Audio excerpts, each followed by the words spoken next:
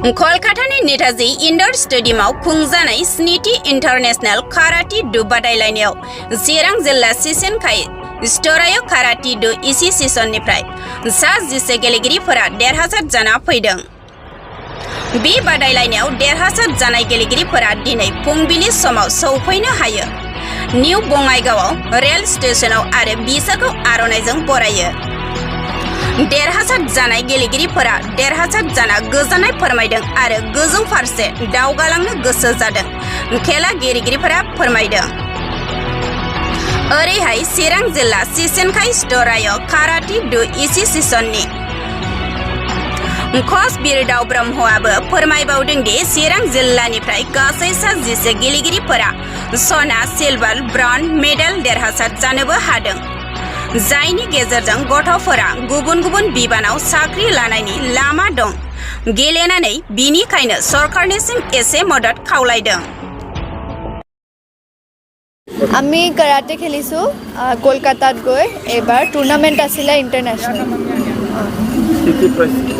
আমাৰ গোটেই টিমটোত টোটেল 7টা gold medal আহিছে, 5টা চিলভাৰ আহিছে আৰু 6টা ব্ৰঞ্জ আহিছে চাগে।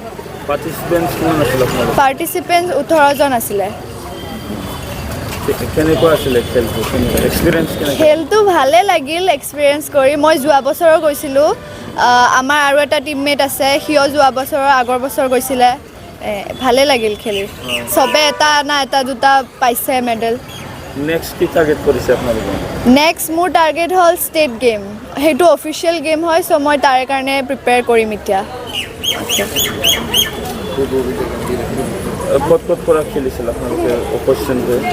কি ক'লে? মোৰ অপনেণ্টটো নেপালৰ আছিলে আৰু এটা সেই কলকাতাৰে আছিলে আৰু বাকী দুটা মই গম নাপাওঁ। खुलुमबाय, आंनि मुङा जुमि ब्रह्म। आं जाबाय बाक्सा डिस्ट्रिक्टनिफ्राय फैदों। एरिया जाबाय नावकाटा एरिया। ओमफ्राय आं चिरां डिस्ट्रिक्टनिफ्राय गेलेनो थांदों। गासै अल आसामैनो अल इण्डिया जाना थांदों जों। साबेसे गेलेयामोन? जों गेलेनायाथ' 110 थांदोंमोन। बेनिफ्राय मेडेल फैजोबदों गासिबो फार्स्ट सेकेन्ड थार्ड। गोजोननाय मोन्दों गेलेनानै, जाहाथे जोंनि उन्दै उन्दै बिनानाव फंबायफोरा जाहाथे आरो इयुनाव गेलेबावो जोंनि बायदि, बिसोरखौबो आरो सापर्ट खालामो। गेलेनायाव माबायदि एक्सपिरियेन्स मोनदों? गेलेनाय एक्सपिरियेन्सखौ आं सिगांनिफ्राय गेलेबाय थानाय नालाय एबार एसे टाफ जासिनदोंमोन, थेवबो मोजां नांदों गेलेनानै। टाफ लालाय ओंखायनो आं थार्डआव मेडेलखौ लाबोबाय। जियानो जाहाथे जेनदि आङो थार्डआवबाबो खस्थ'यैनो गेलेनानै देरहाबोबाय, ओंखायनो मोजां नांदों आरो। गेमा बुहुत टाफ जादोंमोन।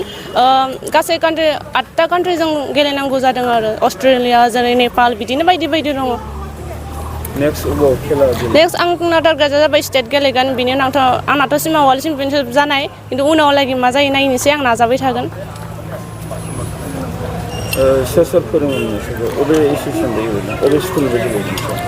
आङो दाथ' चिरां डिस्ट्रिक्टनिफ्राय गेलेदों, आदा बिरदावनिफ्राय। क्लाबनि नामा मा नोंसिनि? क्लाबनि नामा बिसिनि क्लाब। जों 7 इन्टारनेशनेल काराटे चेम्पियनशिप गेलेदोंमोन। बेयावनो जोंना टटेल 8टा हादोर फैदोंमोन गेलेनो। बिनि गेजेरावनो जोंनि चिरां जिल्ला सेइशिनकाइ शितो रयु काराटे डु एसोसिएशननिफ्रायबो मेडेल मोनबोनो हादों। गल्ड, सिलभार आरो ब्रन्ज। गासै गल्ड 7टा, ब्रन्ज 4, ओमफ्राय सिलभारा 4। नोंसिनि एसोसिएशननिफ्राय बबे जायगानिफ्राय बाहागो लादों? जोंनि एसोसिएशननिफ्राय जों अल आसाम, टटेलैनो अल आसामैनो लाजोबदोंमोन जोंनिफ्राय। साबेसे गेलेगिरि दंमोन?